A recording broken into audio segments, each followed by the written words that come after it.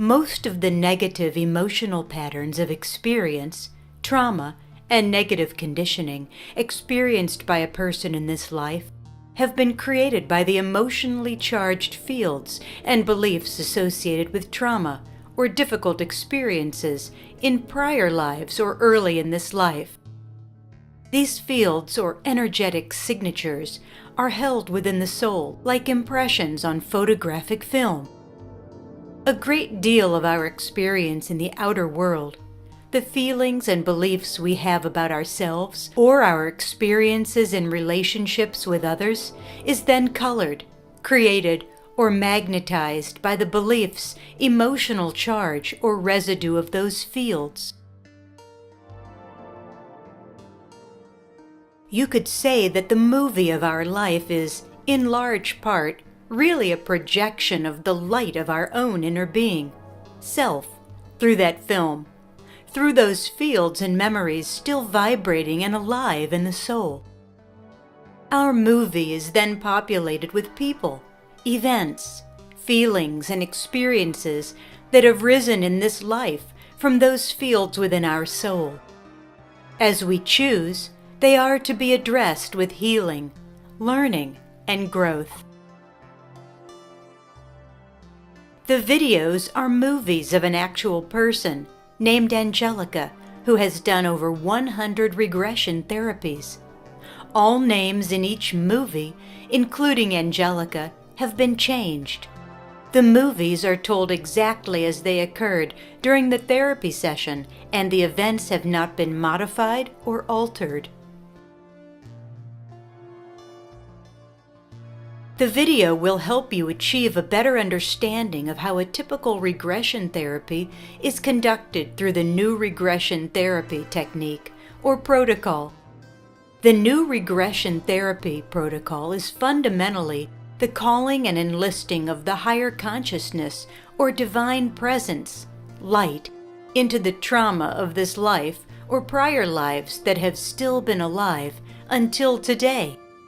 These traumas have been creating and driving movies of experience in this life that are dysfunctional, miserable, sorrowful, painful, etc.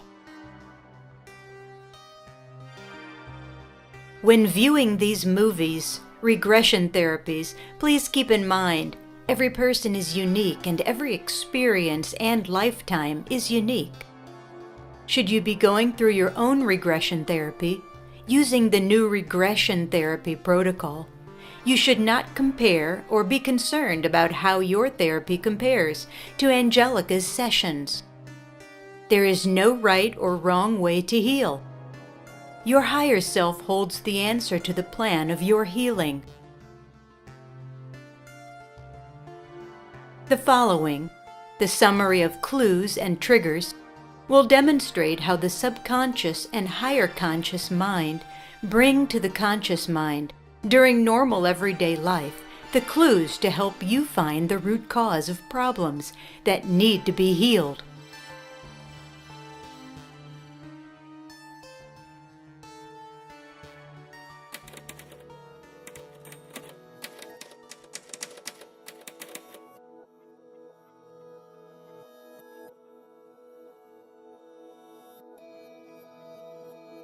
The summary of clues and triggers explain the clues, triggers, and divine presence as it relates to the problem or problem theme of Angelica's movies. The problem's symptoms will be referred to as clues. Each clue contributes to the overall problem theme. In part, these clues are experienced when they surface and affect the conscious mind or body through thought and emotional and physical feelings. Negativity and pain in relationships or experiences of the world are part of this surfacing. These clues function like agitations for Angelica, and as such, they pushed her to seek resolution or relief through therapy. Prior to therapy, Angelica journals all the clues that she has identified. She has already learned that such journaling can be of great help in her awareness of the problem theme. As she thinks about the problem she wants to heal, she writes down all the thoughts that come to her mind. She also pays attention to any physical discomfort that may surface by following it through the starting and ending points, and describes how the discomfort feels. She does not judge her thoughts, emotions, or feelings. She does not try to stop any physical discomfort that may surface. She just goes with the thoughts and feelings as they occur and allows them to flow. Once Angelica is in her therapy session with her therapist, they discuss the clues that she had written in her journal. Together, they determine the overall problem theme, and then they proceed to discover the root cause of the problem theme through hypnosis and the regression. The phrasing of the problem theme is very important, as when searching for a file in a hard drive, the closer the exact file name, the better chance in retrieving the exact file that is being requested. The problem theme is requested to the subconscious in order to discover the root cause. When someone such as Angelica reaches the root cause of the problem theme through the subconscious, may be this life or a past life, it is common to encounter sensations of thoughts, emotions, and physical feelings similar to those in this life, which actually triggered the clues and awareness of the theme in the first place. These similar sensations are referred to here as triggers. The root causal events uncovered in the regression session that contributed to the problem theme are the root cause or causes which triggered the clues to manifest in the present life. Viewing the problem symptoms as clues helps Angelica eventually discover the root cause of the presenting problem, which can then be addressed with healing. Subsequently, the healing of the causal events, most often trauma, comes through two elements of the protocol in this kind of therapy. First, through catharsis, which is where Angelica is present in the feelings of the causal events. Secondly, through inviting the divine presence into the whole field or theme and events that make up the theme. Then, when she returns to present life and her new world, there no longer are any issues, clues, or triggers as they had existed prior to the session. She sees a new reflection, a new movie in relationships and in herself. The theme is dissolved and the light of her inner being can shine through more clearly. A journaling session or therapy session with multiple clues may be viewed as a session in which the higher conscious mind is very active in helping Angelica to identify the root cause of the problem, or where perhaps the multiple clues represent many issues or problems that may need to be addressed in order to heal the overall problem theme. Summary of clues and triggers. Clues encountered at the conscious level. The problem symptoms that have manifested prior to discovering the root cause of the problem. These clues are the negative stimuli that came to Angelica's conscious mind prior to the regression therapy through any or all of the following. The exact moment the problem presented itself. When recalling the problem. When talking about the problem. When journaling about the problem. Triggers encountered at the subconscious level during the regression stage, through hypnosis, and prior to encountering the divine presence. These negative stimuli are similar and are connected to the initial negative stimuli, the clues, and are now encountered once the subconscious has helped to reach the root cause of Angelica's presenting problem theme. This stage is prior to reaching the higher conscious or divine presence.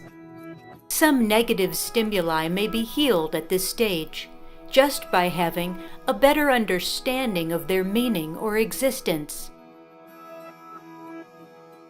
Divine Presence, encountered at the higher conscious level. This stage is reached after the subconscious mind has revealed the root cause of the problem.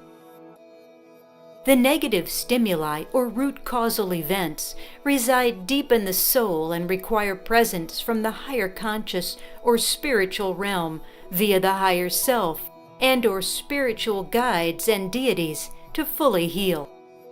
The negative stimuli have now been dissolved by the higher resource or divine presence. In summary, once all the negative stimuli that was discovered at the subconscious level, which triggered the clues in the conscious, are healed, the problem theme that presented itself as a problem no longer exists.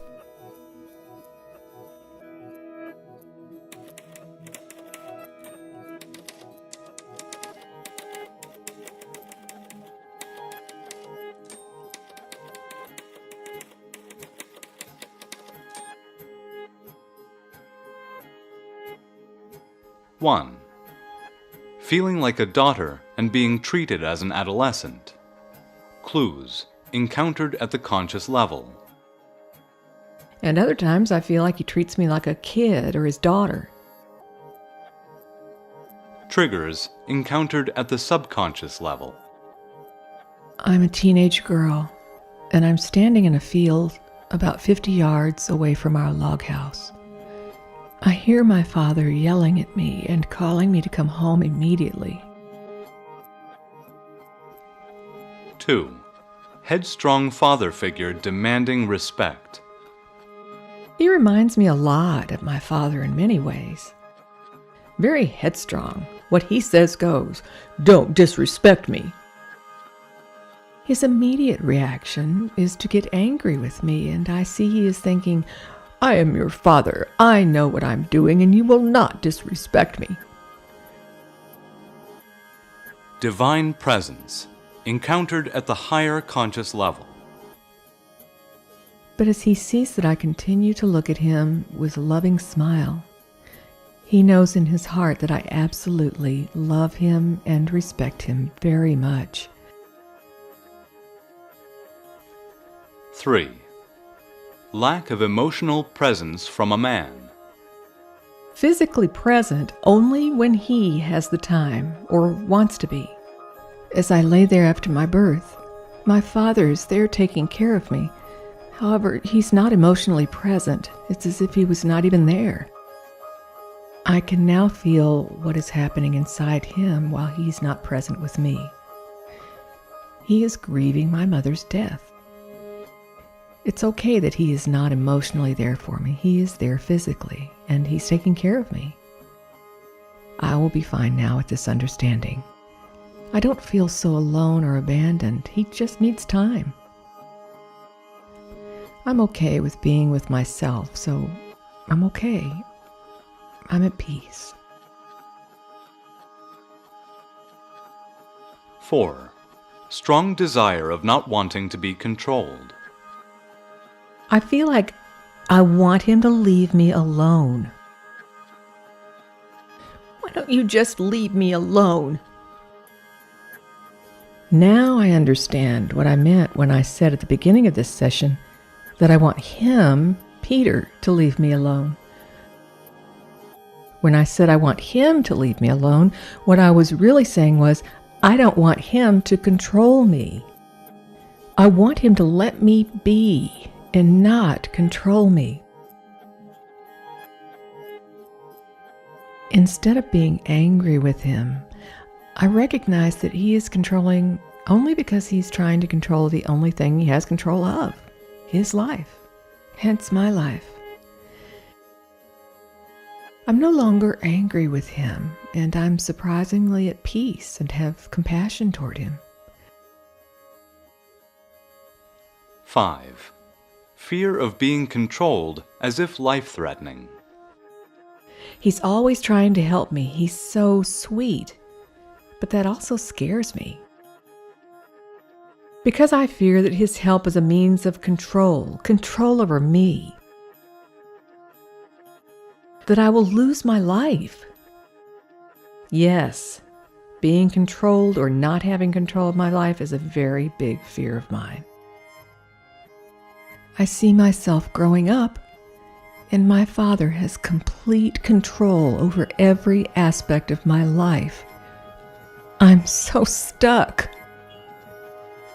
As I'm being devoured by this animal, my parting thoughts are, Father, what a bastard you are. I was so distracted by you controlling my life. I could not even focus on my own life. I had such a controlling father, so much that he made me oblivious to my surroundings and my own instinct. I am now able to focus on my life and to be in tune with my instincts and to make the choices which are most healthy for me. 6. Father in present life has similar fears of the father in the past life. Both fathers are controlling in both of Angelica's lives. Growing up, my father always controlled me and my life. I had no life until I moved out on my own. My father controlled everyone's life. He especially controlled my stepmother's life. I think he was so concerned about her being unfaithful like my biological mother that he took total control of her life so he wouldn't lose her too. As I go deeper, I recognize that his intentions are not to control me as my master. He is only trying to keep me alive because he loves me so much. He can't bear to lose me as he lost my mother, his wife. He only means the best for me.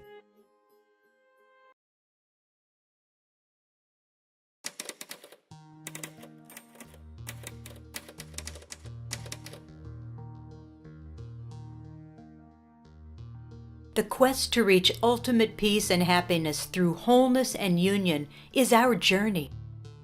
Each time a dark cloud dissipates, it allows a beam of light to shine through and subsequently makes our lives brighter.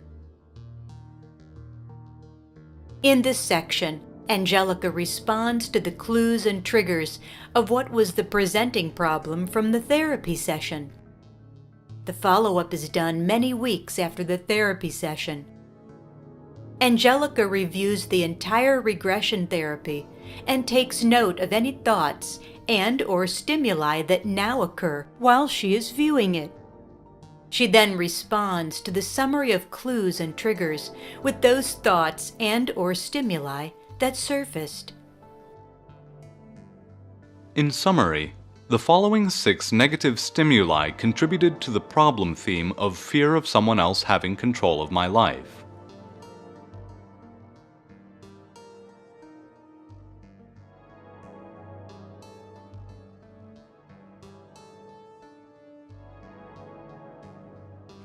Once these issues were addressed with new understanding and compassion, they no longer have a negative charge associated to them, and the problem theme is no longer a problem. The following is Angelica's follow-up: fear of someone else having control of my life, where Angelica responds to these 6 issues and how she relates to them after many weeks have passed since the regression therapy.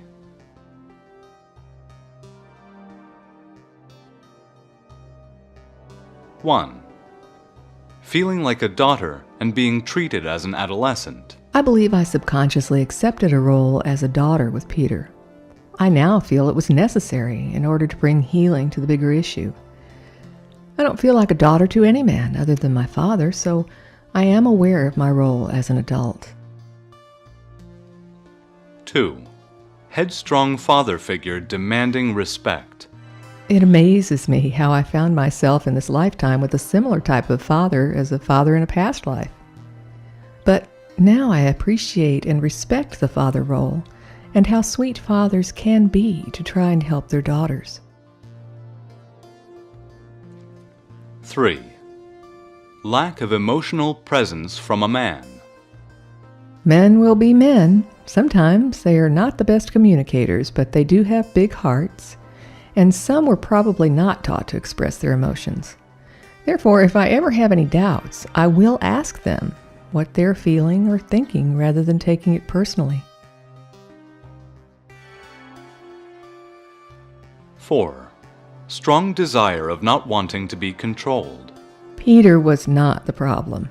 Even if his intentions were to control me, I'm the only one who could allow that to happen. I'm now able to recognize how I feel when I think that a man is trying to control me. And I now know how to communicate my concerns to him in order to affirm if my feelings are valid. Peter was instrumental in helping heal my issue. He is a very sweet man. However, as time goes by, I am discovering that he is a very controlling man. My instincts were correct. 5. Fear of being controlled as if life-threatening. This all feels foreign to me now. I feel free to take care of myself, and I am now consciously aware to stay away from those who are not healthy for me. 6. Father in present life has similar fears of the father in the past life. Both fathers are controlling in both of Angelica's lives. I believe we will continue to seek out the people who will play the roles in our lives in order to teach us what we need to learn. It's obvious to me that I needed to learn how to find a healthy way to live with a controlling father. Lesson learned.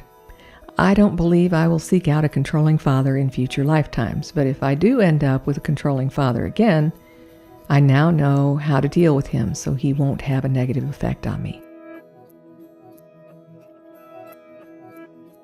Final thoughts. I recently visited my parents who live in another state. I stayed at their house and lived under their rules as usual.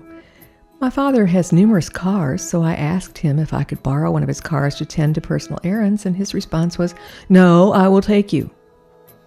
My immediate reaction was, "Here we go again," but it just took a moment to recognize the pattern, and it snapped me out of it immediately. I allowed him to take me to the numerous places that I needed to go. I thought, okay, but I know you don't have much patience, and you're not going to like to have to deal with all my errands. Surprisingly, he was very patient, and it was a delightful journey, as it reminded me when I was 5 years old, when he would take me everywhere with him. We talked like friends about many things. Next time I visit, I may rent a car so I can be in control of my life, or I just might go with the flow and appreciate the time my father and I get to spend together.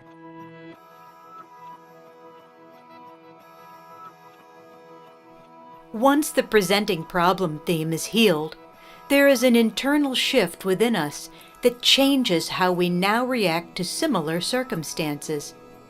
We may find that we no longer attract people or circumstances that used to bring us that specific pain or unhappiness.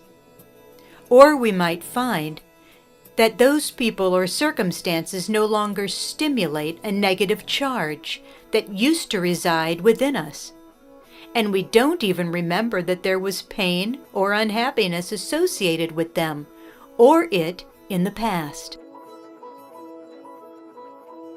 Sometimes the internal shifts resulting from the healing of the therapy session are recognized immediately, and sometimes we are not conscious of the shift for a period of time, or until a similar situation to the one that was healed occurs, and we recognize that it no longer affects us. It's as if those past symptoms never existed. Many times the internal shifts are not detected by the conscious mind as a direct link to the healing of the problem theme through regression therapy, but we find we are happier for some reason. Each time a dark cloud is dissipated, more light from our inner being is allowed to shine through, and subsequently makes our lives brighter.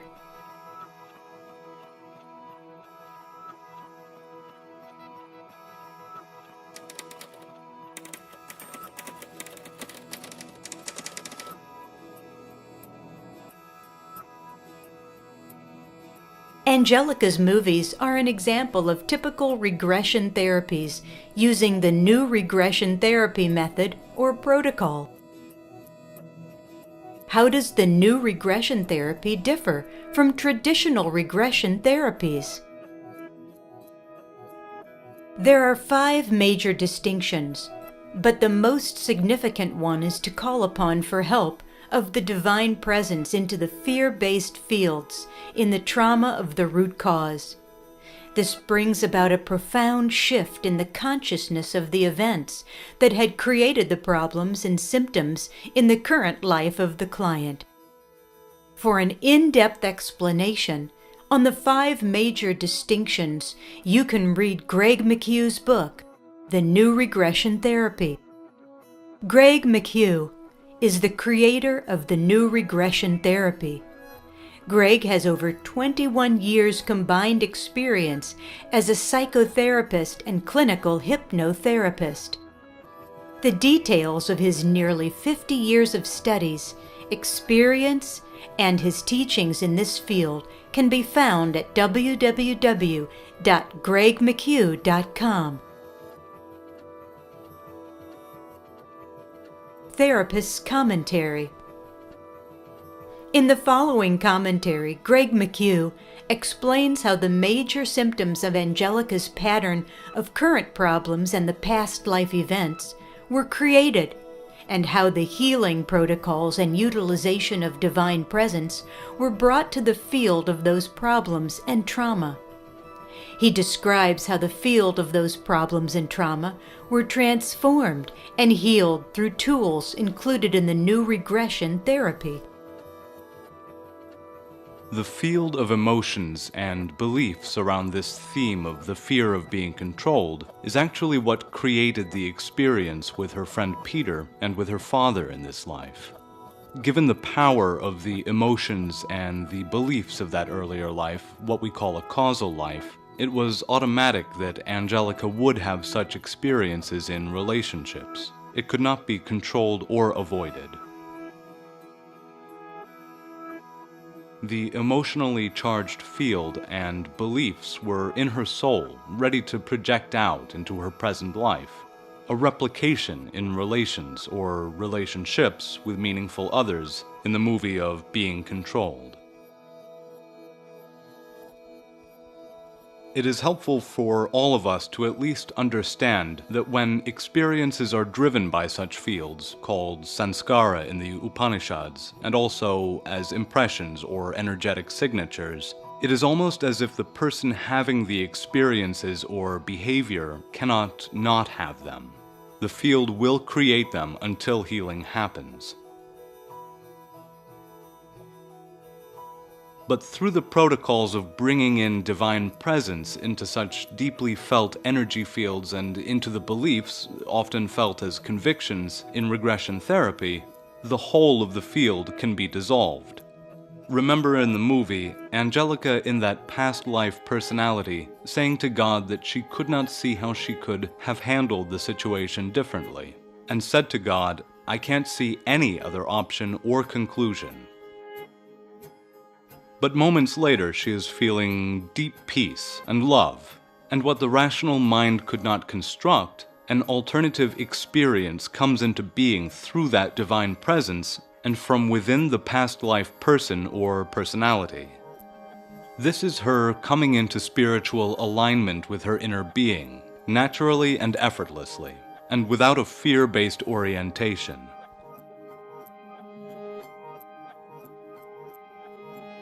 In a way, you could say that her perception and feelings become those of her natural self, and as she describes, out of that state arises compassion for her father, and the wisdom of seeing him without her former veil of fear. Proof. A few weeks after the session, it is found in the outcome of her comments after visiting her father in this life and experiencing a whole shift in the relationship. His behavior seemed to change. So who is in charge of the roles that we hold for each other? With the impact of the divine presence comes the compassion that is joined with the insights from her heart that are in accord with that compassion. She sees and understands from her now compassionate heart what his anger had been about.